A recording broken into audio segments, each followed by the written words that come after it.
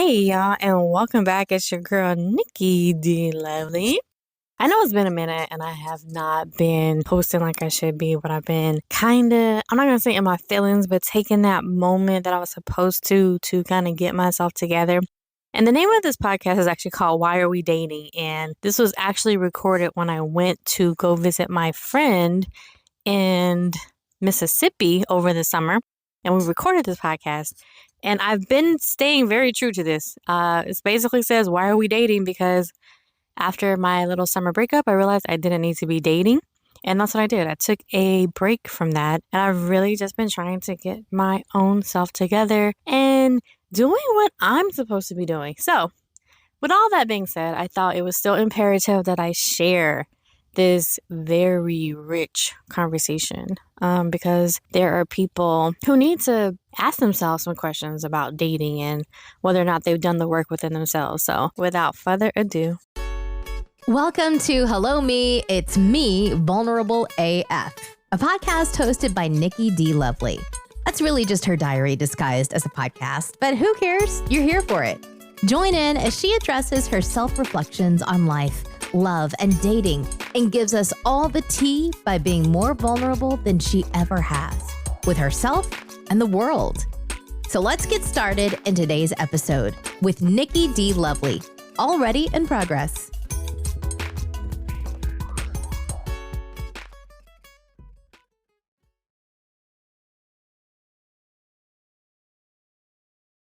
Hello, beautiful people. Hello and welcome to Hello Me, It's Me, Vulnerable AF, a Nikki D. Lily podcast. I would like to thank you guys for being here. If you have not already followed, please go ahead and follow this podcast on Spotify.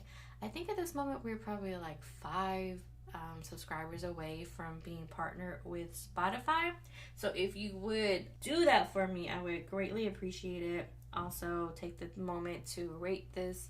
Okay, let's go ahead and jump right into today's topic. I appreciate you guys being here. I know there are so many thousands, millions different podcasts you could be listening to, but you have decided to be here with me today, and I greatly appreciate you. That all being said, today we are going to talk with my very best friend onto the podcast. We were going to be discussing... What are we discussing today? Why are we dating? Why are we... She said this to me. She tried to call me out, guys. She tried to call me out. Someone said, why are we dating? So yes, today's podcast is going to be about dating. And when I tell you, because you guys know I hate this. I hate this part of it. And it's only because I've been dating with an open heart. Today we're going to be talking about kind of just getting back onto the dating scene. And you know that I have been completely hurt. I think I was really more hurt about having to get back onto the dating scene. Like, it's not a good place to be. Like, it is chartered waters out here looking for Mr. Right or the husband or all this whatever. And I realized that I'm not really looking for him anymore. It's like, okay, Nikki, what did Ply say? Oh, honey. Honey attracts the bees, right? Like, if you're the honey, you don't have to look for the bees. They come to you. Okay. Help me out here. What are we talking about today besides why are we dating? Because I know in the beginning you didn't want me dating in the first place. And the reason why was because we had things to do. Yes. We had a purpose. Purpose was the reason for not dating. At the moment, there's something that God has called you to. Mm-hmm. Why are we putting a distraction before it? Yes. There's a place to be. There are goals to be met. Yes. There's something that you have to accomplish. There's something that you have to release to the world. That's how I feel so attacked right now. Why do you want to put in the distraction You're right. of dating. You know what it is? I think it's the procrastination in me. I think the procrastination in me is like really coming forth. So let's back up a little bit, because a lot of people don't even know I have moved to Louisiana from California with the sole purpose of just taking like a year off to be grounded spiritually. I'm one of those people that constantly has to be in control of everything. I feel like I always needed to be in control. And that year of being in Louisiana was just for me to just be like, do nothing, release control. I had prayed about it, and God was like, you need to learn just to be at peace where you are. After that year, I was supposed to start working on my projects, right? Right. I was supposed to start working on my projects. No F Boys Allowed has been 5 years now. I did that 5 years ago. 5 years. It's been 5 years. And the next project I was supposed to be doing was like my poetry, and then we're supposed to be doing the podcast, and there's a lot. There was a lot. So why are we dating? Right. So why are we dating? So you're right. So, but I think I got ahead of myself. I think I got a little bit ahead of myself because, listen, guys, I don't know if anybody else has been celibate for 5 years. And to be fair, it was easy. And I think it got easier as the years went on to just focus on myself. But here's the thing. You mentioned this before. After being celibate for 5 years, not just my train of thought, trying to go back to something you said yesterday. You know what? We've been in this space long enough. We've, quote unquote, learned about ourselves. But in a very stagnant space. I learned a lot about what I thought I needed for me and my girls and, you know, having that year off. But when you say, why are we dating? Maybe this goes back to the conversation we had last night where you told me, you know, God puts things into our lives so that we can learn from them. Mm-hmm. I'm like, maybe the reason why I was dating was because I needed to grow. This was an activator. It was the activator that, yes! Yes. Because it was the hurt and the disappointment. Yes. From dating that sent you back to God. It sent me back to being like, okay, I'm going to be celibate again for another 5 years. Yes. Oh my goodness. Just take it away, God. I hate it. And so it was what you tried to get back into, which is so amazing, because when we try to go back to things to places that we're not supposed to be, those doors are closed. Aww. And when we get there, when we try to force the door open and be like, I'm going to be here, then you only encounter hurt, betrayal. You encounter disappointing, heartbreaking things that make you get out. Like, go back. Go back to what you said you came out here to do, to begin with doing, right? Yes. Again, you said, why are we dating? And when you said, why are we dating? When you said that to me, my heart was hurting. Like, my heart was like, what do you mean, why are we dating? Like, we're dating because we've been celibate for 5 years. And that's kind of where I was with that. I still do not regret that, because again, as you said, it was an activator for me to kind of get to where I am now. And the other reason I felt like, because you know, I told you I prayed about it the entire time, and he always said to me, just let him go, enjoy this moment now. I never really understood it, because I was like, God, what are you trying to say? Just don't worry about him whatsoever. And God's like, no, that's not what I'm saying.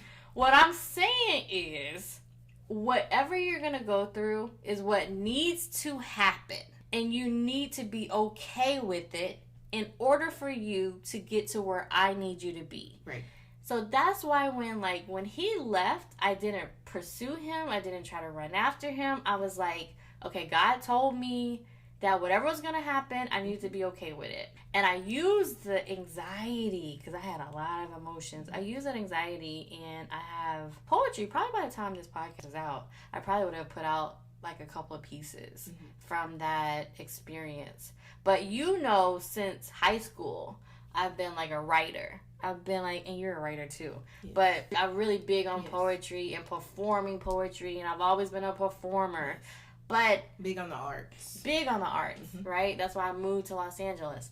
But then I kind of men have always done this to me. And I think that's why God is also saying, you're playing small, Nikki. Like, again, the peas and the potato. You're trying to make a can of peas fit when you need a baked potato to go with this big old steak you got going on. I've been playing small. Maybe, but I don't want to stop right now. Like, I actually do kind of like dating. I've decided I'm going to go into stuff as friends first. I felt like when I was pressuring myself to, like, find my husband, I got disappointed when he wasn't the one. Yes. Right? Because I said to myself, the next guy I'm with, he gonna be the one. And that's a lot of pressure to put on somebody. That's a lot of pressure to put on myself, too. Yes. So when it doesn't work out, you just said that person was going to be your one. So now you're trying to make it fit because you said he was going to be your one. Right. So I think I've decided I'm just going to, like, take a step back. And now it's going to be, like, all right, we're friends. That way I'm not mad if you walk away from me. Right. We were just friends. Exactly. I'm not forcing this. We need to have an intimate connection. Definitely not doing no friends with benefits. Right. No sex unless, like, I'm like, okay, you've proven you want to be my husband and I want to be your wife. But otherwise, I think it was just too much pressure. I was putting myself too much on the line too soon.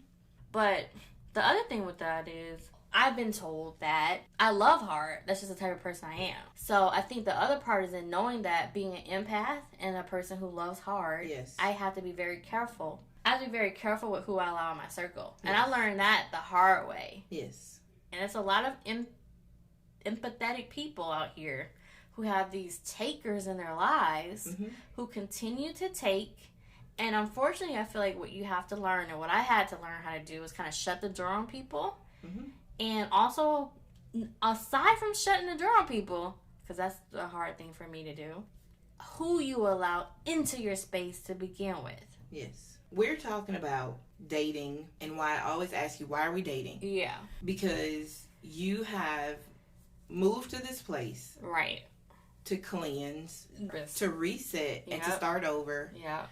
And you have prayed to God for him to release something to you, to show you and to guide you and to give you the knowledge of what your purpose is. Right. Because you're so full of information, you're so full of knowledge and gifts, but it's like, Lord, where do I direct that energy? Yes.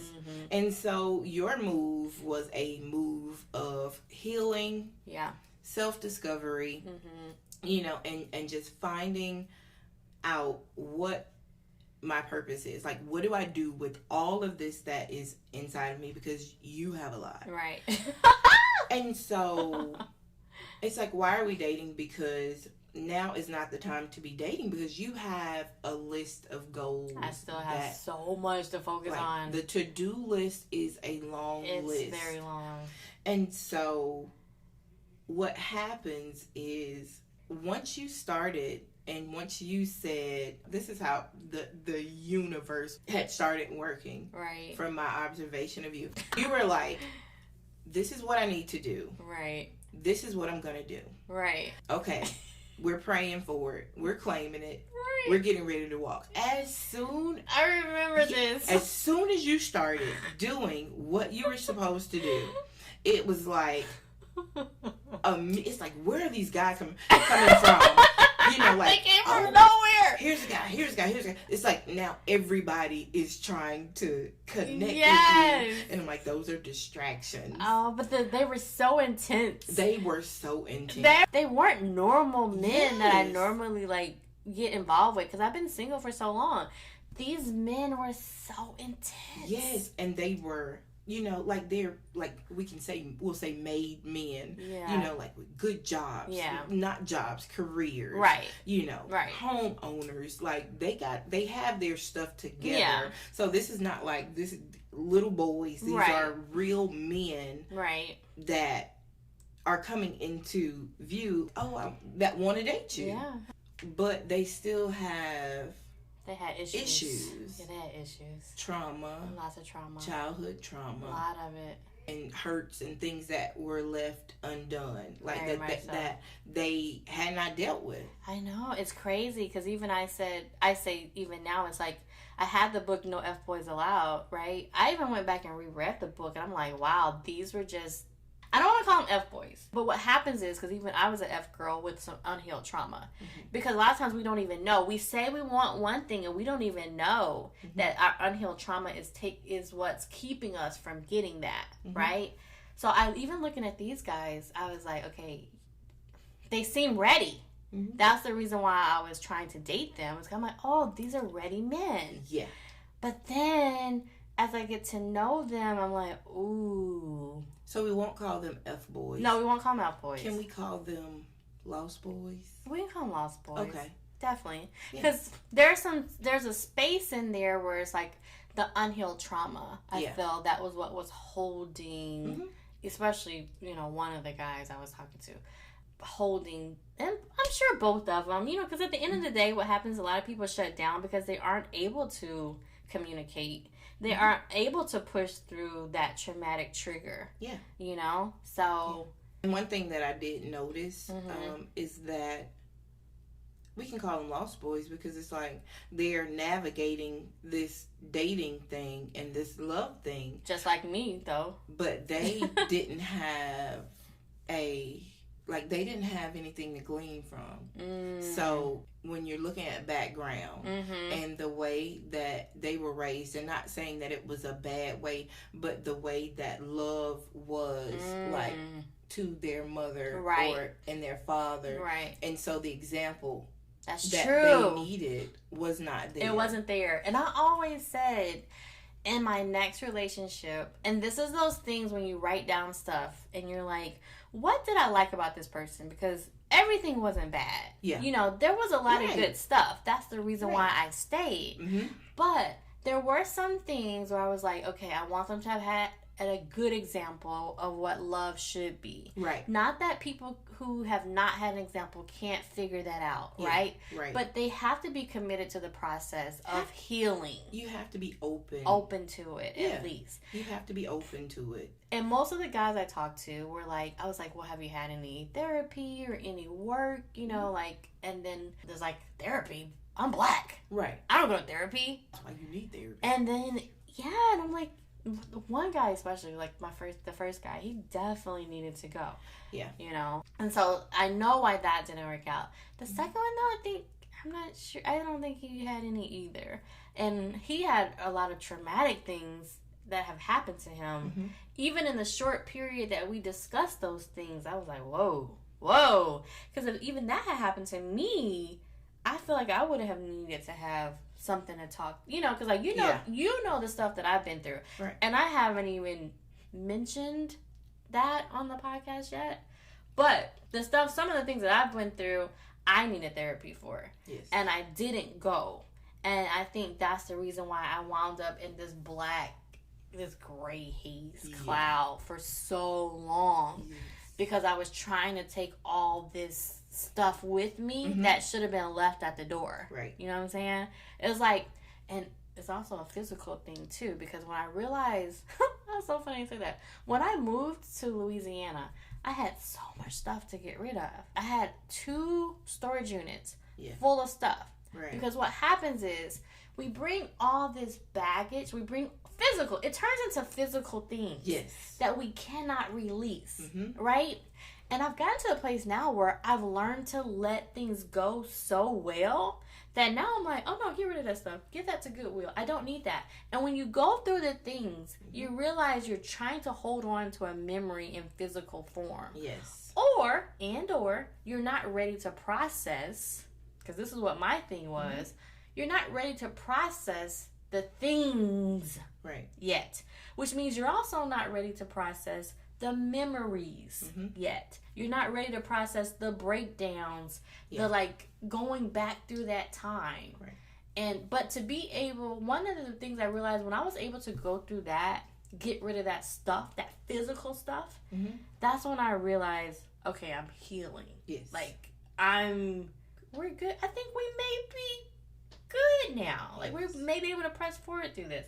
I don't know how I got onto that, but that's just kind of where my brain just went all of a sudden. But just the physical holding on to things is one of those things that shows the mental stuff that you're holding on to. Yeah, the dating part was, again, as we always talk about, I think it was a major distraction for me. However, it is possible to date. Yeah. But what you don't want to do is put dating before purpose. Right. Yes, because I was contrary lost. To popular religious belief. Yeah. Not everyone was made to be married. Yeah, I don't think so either. And so But my husband's out there. Mine too. Sorry for you guys who. sorry for the other people who are not made to be with anyone. Yeah. God has something great for you. He will supply all of your needs and your happiness. God is the joy and the strength of your life. But not everyone was made to be married. Right. But we all long for companionship. Yeah. But what we have to realize is that there's an order to dating. Yes. And I'm learning that. My thing is, right now, at the point that I am where I am and where you should be too, which is why I always say, why are we dating? Yeah, right. Is that there's a much more important issue, a much more important task at hand that requires our attention. Yes. And it's so important that we can't be distracted right now. Right. Because this is purpose, calling. And the Bible tells us that the world is eagerly awaiting our arrival. Right. So all of the stuff that you've been through and all of the knowledge that you have attained through these hardships, these hard situations, these relationships, all of that knowledge that you have acquired is to the good, to the benefit of helping someone else. Right. And so what you have on the inside of you needs to be poured out onto the earth.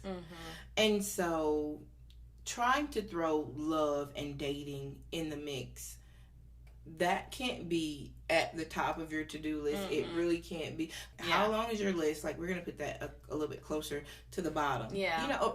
Don't even put it on the to-do list. Let's just put it to the side. Yeah.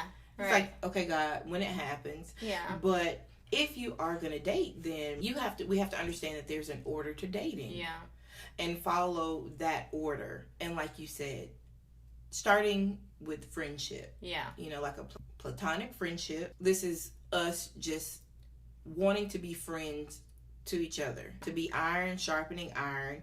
To be there to help each other because we're going in the same direction. Right. We're moving towards the same goals. Right. And so when you're looking to date someone, and even in this season and the age that you're in, you can only afford to couple yourself, and I'm talking about family and friends, any relationship, business relationship, you can only afford to couple yourself with people who are headed in the same direction as far as where your destiny is going. Because the reason that we got off track was because we had partnered with someone whose destiny was not going in the same direction as ours. And so we were unequally yoked. So in this season, we have to make sure that we're equally yoked in every situation, in our business relationship, in our personal relationships, family. We just have to make sure that we are equally yoked, and that the people that you are gleaning from and that are gleaning from you and that you're sharing and exchanging energy with is going in the same direction. We have the same end goal. Yeah, it's true. And so we really have to follow like the order of dating. And so I love the story of Ruth and Boaz, because when she met the rich man that took her all of her issues and her problems away. We talk about David's grandma. She was gleaning in the field. So that means that she was working, providing for herself and doing a work when he arrived. And so, Lord, where's my Boaz? Okay. And so he told his servants to leave something behind for her. So he added to her as she was working. So he was a benefit to her in helping her in what she was working on at the moment. But the risk that we run when we get in relationships, when we are not walking in the fullness of who God has called us to be, is that we find ourselves yoked to people who may not be designed for the next season of our lives. Man, that's a word. And so you're looking for someone while you're in on a certain this season, level, on this level, right? On this, not on a level where you're called to be, which is much higher. Right. Yes. And so you run the risk of yoking yourself to someone who does not want to be on that level, who's not going to that level. That's true. You know what I'm saying? And so trauma bonds, you find yourself unequally yoked. The last guy said he wasn't leaving New Orleans no matter what unless a Category 8 storm came through. Right. And I'm like, I don't want to be in Louisiana for the rest of my life. Exactly. Yeah, so. That's not where your destiny ends. Right. Like, had you been in that relationship, it's like, okay, we're going to get married and have kids. Yeah. Now you're trying to figure out, how am I going to convince this guy to move when destiny is calling me to do another place? Stuff. I was literally, when I think about it, trying to fit this mold of like, how can I be like the perfect little helpmate for this person? Like, it wasn't even about me anymore. It was just like, and again, and I've written so many poems about this, about quote unquote, looking for my hero, looking for the knight in shining armor. And it's like, wait, no. Again, in our last podcast, when you were like the person that you are to you, who you're looking for, basically. I have to be to me who I'm wanting someone else to be for me. No one's going to come rescue me, and I know we all want that rescuer to come. But again, I want someone who's going to add to me as well. Not me just like, how can I be his helpmate? And if I think about what he could have did for me, I'm like, what the hell is he doing for me? Exactly. You have to think about what you are called to. So it's like, I am called to higher. I have a big calling on my life. I'm called to greater. I'm called to higher. I'm called to more. Yes. And here I am with someone who is, here I am trying to downplay my importance of who God has called me to be, to fit into a mold of what this person needs. Yes. Or what he wanted. Right. Yeah, and I've realized I've done that a lot in my life, which is again why I've been very careful about who I even allow into my life. So I think too, like when you were saying like the type of men that I was dating this time is kind of, oh, well, this is the type of man that I should be dating, so I still need to fit into a certain, no. I was still constraining myself. Remember, I had that relationship after the marriage, where when I left that marriage, it was a very, when I left that relationship, it was a very affectionless relationship where he had OCD, so he didn't like touching and kissing and all that. And so I literally felt when I got out of there, I had been released out of a cage. Like the first relationship that I got into, the guy touched me and held me. And I was like, oh, and kissed me. And I was like, wow, I haven't had this for a while. I didn't even realize I liked that stuff. I didn't even realize I was an affectionate person. People be like, are you an affectionate person? No, not really. The reason why was because of who I was with. Right. He didn't like affection, so I didn't give it to him. But then when I got out of that, I realized, especially being in these last relationships, I'm a very affectionate person. Right. I like to be held. I like to give kisses. I like to be touched. I didn't know that about myself, really. Yes. I thought from the last relationship that, I didn't like any of this stuff. But no, I was, again, putting myself in this cage, trying to please someone that I was with. Right. And so I feel like before I start dating now, I really need to understand, and I even say this, so it's kind of crazy that this even is a thing for me, is what is it I really want, really, really, really want, the non-negotiables. And do not negotiate on those whatsoever. Right. If I see the red flag, it's okay. I say this in my book. It's okay. He could be a good guy and still not be the guy for you. They could be a good woman and still not be your woman. But you have to be okay with allowing them to go on to find who they're meant to be with And so you can also find who you're meant to be with. Yes. It is very important to know your love language. Oh, yeah. Well, mine are all 5, so they're all mine. Yes.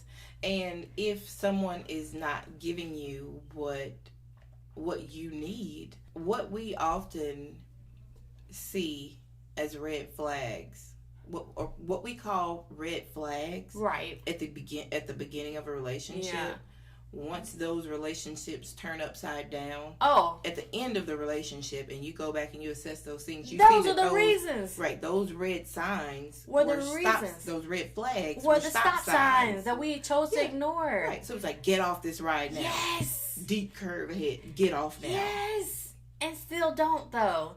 And I had so many, and those are the main reasons that happened in the end. Like, even the last one, the past guy that said I'd never talk about it again, but whatever, we're talking about him now.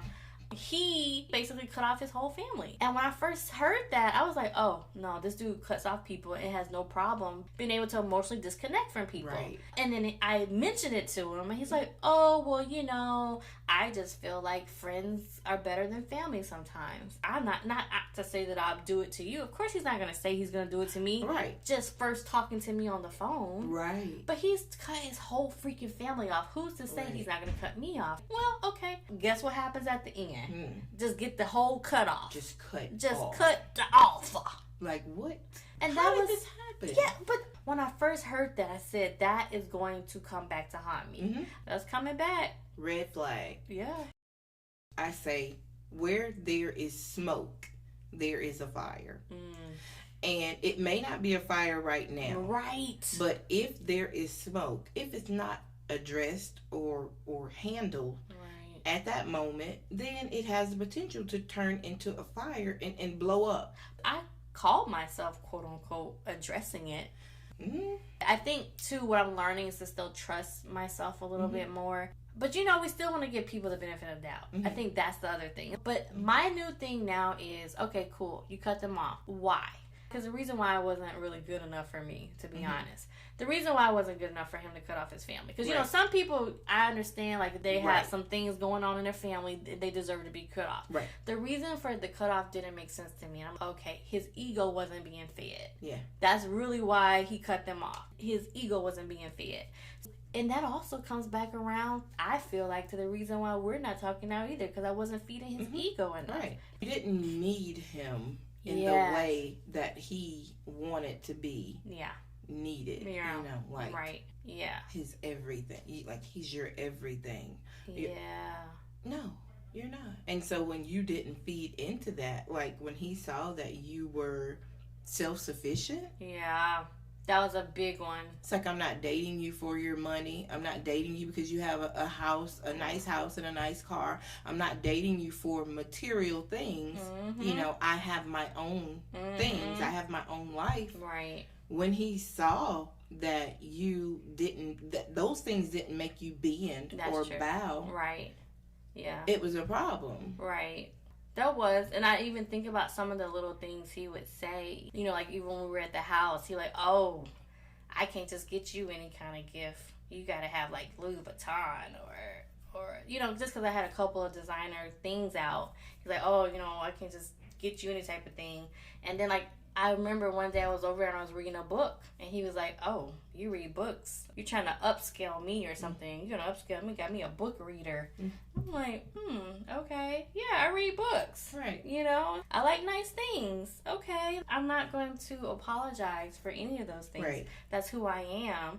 And, if you want to be upgraded, then fine. But sometimes there are some things you're going to have to do when you try to get the upgrade. Right. And there's some things I'm not going to do because I'd already lowered myself enough at this point, trying to fit into this little box that I was never supposed to fit in to begin with. What happens when you get involved in those type of relationships? We create soul ties. Yeah. And there's a spiritual exchange. And so he even said that. And so what I noticed was, you have never been lacking confidence. You have never been like you have never questioned your self-worth. Ooh. Like, once we bounced back, we were back. Ooh. And so we were at a point of, all right, now God has revealed it to me what I'm supposed to do. Yeah. And it's time to go forward. Let's Right. move them out. Right. Okay? Forward march.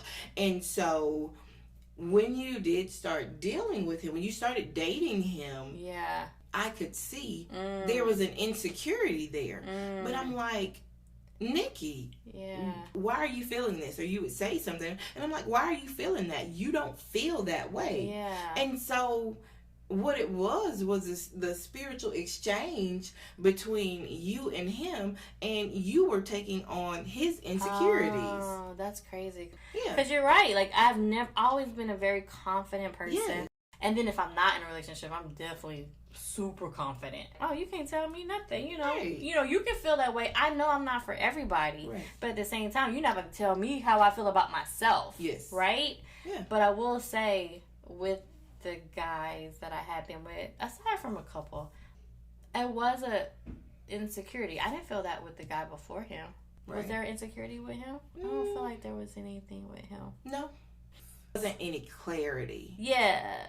He was not available. That's the thing. He wasn't emotionally available. He was not emotionally at all. At all. And then with his job, yes, you know, he was so into his career, yes, and so high strung, and like so much during trauma. the week, yeah, like he really could only carry on a conversation like on the weekend, yes, like Saturday and Sunday, right. And on those 2 days, he wasn't, and he still wasn't present. Yeah. Yeah, he still wasn't present there. Because he was using that to kind of decompress himself, I think. And he was like, well, this is my time. This is me time. Right. Like, what I need to talk to her for. He was very much an avoidant when we talk about, you know, relationship styles. He was an avoidant. He was confident. Like, he was very confident in himself. So that wasn't projected onto you. That's true. So you didn't So I wasn't able to absorb that, is what you're saying for him. You're right. And he was very mature about his communication skills too. Because even at the end, like, even though he had a time where he's like, listen, I need to go. He even told me he needed to go ghost in a way. You know, he's like, I need some time to myself. I'm probably gonna be gone for about a week, and then I'll catch up with you later. Or when he came back, he's like, I'm sorry, I left for a couple days. I really needed that time to myself. Yes. You know what I'm saying? Versus this other guy. You're right. I didn't pick up on it, I think, because I was so attracted to him, and I tend to do this a lot with men I'm attracted to. I don't see their flaws. I don't see them. And then they can even verbalize them to me in a way, and I'm like, no. You're so handsome. Like, what do you mean? Like, why do you feel like this? It's like when guys tell me I'm beautiful, but I'm feeling insecure. Like, during this last 30 days, like, when I was, like, trying to get over the heartbreak. Yeah. Guys was like, Nikki, you're beautiful. Like, I would love to go out with you. I would love to take you on a date. And I'm like, thanks. You're nice. Right. You're being so kind. I appreciate you trying to help a ugly sister. You know? I'm tickled. Like, they just lying to me. Like, you just telling me whatever it is I want to hear. But now I understand. I'm like, no, Nikki, you're beautiful inside and out. And even if you're not drop dead 10 gorgeous, you are on the inside. Yeah. So, and that filters through. So it's like, and I'm not no ugly duckling. And an aspect of that, which is what we should have talked about on the healing podcast, but we'll throw it in right here. Okay. An aspect of that is because when you start healing, like, your appearance changes. Ah, yes. And so that the mending and the putting back together starts working spiritually, and it starts to manifest in the natural. So you may feel like, because when I left and went to Kroger, like, there was a guy that was looking at me, and I was like, dude, no, this is the worst. And when you look the worst, and they look at you, and you're like, what are you looking at? What? And they love you in your natural state. They're like, well, you're a natural beauty. And I'm like, wait, what? Yeah. So it's like healing looks good on us. It does. Going back to that, because this past during my 30 days of quote unquote healing, I told you I was having these bags under my eyes I couldn't explain. And I actually went to a dermatologist, and she goes to me and she goes, I say, is there anything you can do to fix these bags under my eyes? I was like, I'm willing to pay you anything, because I had talked to someone in LA. They was like, oh, you can put fillers in your cheeks and you can get rid of them eye bags. I was like, really? I was like, how much? It was like $2,000. I said, okay, it would be worth it. Okay. So I go to my dermatologist and I say, man, I got these bags under my eyes and I don't know what to do. She said, have you been taking your allergy medication? And I was like, no, actually I have not. She said, that's what you need to start doing, because you're coming from LA to Louisiana. It's different types of pollens. Your sinuses and your nasal cavities or whatever, your face is elevation change. So everything's different. Yeah. And she said, and I can almost promise you, I can almost guarantee you that's what it is. If you take your Flonase and your antihistamines daily, you're going to be good. Y'all, earlier to this morning, I told my girlfriend, I said, Poochie. I told her the same story. And she said, well, also healing makes you look good. It looks good on you. And I didn't think about the fact that 30 days have passed. Actually, it's been almost 2 months now. 30 days plus 19. Okay. 30 plus 20. It's been 50 days. Apart from the healing, girlfriend, I went to go see my grandmother. I went to go see my auntie. And then I came here to see you. And again, I said when I got in that car, I didn't know where the hell I was going. I was going to the beach, but I said I prayed on it the night before. And God said to me, go see your family and your friends. Go see them. And my daughter said, go see Poochie. And I was like, that's a 6-hour drive. I don't know if I want to go do that. Got in the car and God was like, you gonna go see your family. You're gonna go see your friend. And so that's what I did. And when Poochie said to me, she says, your face looks nice. And healing looks good on you. I was like, you know what? Happiness. Yeah. Happiness. Oh, yeah. Looks good on me. Being around people I love looks good on me. And I think the other thing is when you're in this single season and you're just by yourself and you don't really have anybody around to hug on you, kiss on you, tell you they love you every day, you really need your family. You really need your friends. Yeah. I don't have anybody in Louisiana. So, and then the girls are in California. So I really just been sitting with myself. Yeah. Sitting by myself. Ooh. I was going through the heartbreak, the pain by myself.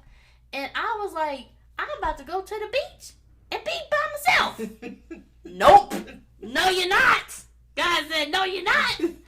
I even said to myself, what am I going to do? Go to the beach and be by myself and just be depressed on the beach? Right. Like, what am I doing? But then that sounded like a better vacation if I'm going to spend the same amount of money. Right. Than going to see family and friends. So I say. But at the end of the day, I think that was the best decision I could have made for my soul. Yes.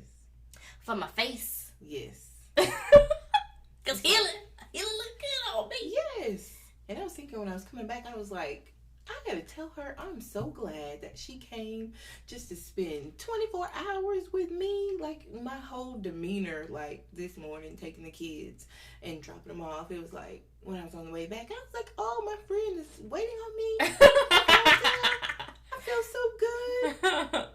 It's like, I got somebody waiting on me. Yes. They came just to see me. Yes. Because we're kind of in the same boat, even though this is home. Yeah. It's like, just because people are family, it's like what you really need is a tribe. And so you have to have your village. You have to have your tribe. You have to have your people. And so I have people, but like, you're the right person. Stop. So, you're my person. And so, like, when you're not here, I don't have a person. Yeah. It's like I have people, I have family, I have help, but I don't have like a person like that I share everything. I don't have anyone here that I have the conversations with that I have with you. Yeah. And so it's like just to be here to exchange. I just really feel like it's going to be like this is like energy. Yeah. Like creating energy for us to to walk, not only to walk, but to take off running into what God has called us into. So it's a big boost. Indeed. And it's funny that you even mentioned it, because this morning when you said that, you were like, oh, I have somebody to come, my friend's waiting for me, right? I remember also seeing God say, you see, it was more than just you seeing your family. This is more than just you seeing your friend. Yeah. There's more to this that you don't even understand. And again, when I tell you, when I got in that car, I didn't know where I was going. I didn't know where I was going. I just been listening to God, literally. Right. He said, rent a car. Okay, God, I'm just listening. Okay. He said, get a dog to Rover. Yeah. I don't trust my dog with nobody. She don't park with the dog comes with me. I was going to take him to the beach. They said, put him in the Rover. I said, God, this is my one companion. That's her person. That's my person. Aside from you. Right? That's my person. Because that's all I had. Yeah. I said, God, he's been here for me. Y'all, I did a whole podcast about why I kept a dog. Because when the F-boy left me, I had the dog with me. Yeah. I said, this is my person, Lord. He said, put it away. I got things for you to do. I said, okay. I put the dog up. Still did not know where I was going. Right. And then, too, to even be like, okay, from my grandparents' house, am I going to go see my friend who's 2.5 hours away from her, which will still give me 6 hours back to the house? God said, that ain't nothing. You're 2 hours away, up the road. Go up the road. Yeah. I say, okay. And then Poochie, because here's the thing, we wouldn't even be talking right now, because we've been kicked out of this hotel room, because you ain't come in until like 11 o'clock when it was time for me to get kicked out. Right. So I was late. Right. Fashionably late, but so used to it. So this morning, God, just get another day. Poochie said it last night. She goes, maybe you could have stayed an extra day. And then she's like, but how long would that be? That would be like a 6-hour drive back. And so I looked at it, it was 5.5. And I said, that just means I have to wake up at 6 o'clock in the morning. Y'all know I don't like to wake up for nobody. I don't wake up for nothing. But I prayed on it. I said, get the extra day. Spend the extra day with your friend. Y'all got things to do. Yeah. Y'all got things to do. Yes. And whatever you need to do to make sure she gets it done, to help you get it done, you need to do that. Whatever it costs, you need to do that. Do it. So that's what we're doing. And you know I love you. I love you too. You know I love you. So much. And so that's why we're here. That's why we're here. We were talking about dating. Now we started talking about friendship. And friendship being more important than the men that break our hearts in our lives at the end of the day. Guess what? Yes. When we don't have them, we still have each other. Yeah. So why are we dating? So I love it. I love the full circle. I love the full circle. You have me. Yes. And you have God. Yes. And you have purpose, and that's all you need right now. For now. That's right. Listen, I had to throw that in there. The for now. Right. The for now. Because God send the husband. Because listen, the husband's coming. I'm waiting. I have plans for him. Listen, the wedding. Listen, I'm not going to do that. Because you know how, wait, I'm not going to do that. Because you know some people, they don't even have a husband, but they're already planning the whole wedding. Yes. And they're just waiting for anybody. And I don't want to be in that position again. So it's like just add water. Yeah, just add a husband. Yeah, just add a husband. Look, guy, just show up. He's coming. Let's not even think about that. So we're not going to talk about it. Why are we dating? Why are we dating? Okay, I love it. Why are we dating? So on that note, guys, you guys have heard it from my bestie. I cannot be on the dating scene anymore until y'all see this movie that's about to come out. Yeah. Before y'all see these 2 books that are about to be placed out. All these poetry. Yes. These poems and stuff that's about to be placed out there. Y'all like, oh, that's Nikki. Yes. That's Nikki. Yeah, that's me. Yes. That's me. And then you have some things that you're working on as well. Yes. That you have to also be doing. Yes. That I'm going to be your cheerleader on the side, yes. In the middle, through whatever you need. Yes. We already know, because it's not just me with the purpose. It's both of us. Absolutely. And whatever we need to do to get it done, we're going to get it done. Yes. So why are we dating? Gotcha. All right, guys. On that note, I would like to thank you guys for showing up and showing out. Make sure if you haven't already followed the podcast, please go ahead and follow, as well as go ahead and rate your girl 5 stars. I would truly appreciate it. I'm only a couple of followers away. Probably by the time this podcast comes out, I'll be good. But you know what? I can still use as many followers as I can so that we can go ahead and partner with Spotify and get that ad revenue. Again, appreciate you being here and supporting your girl.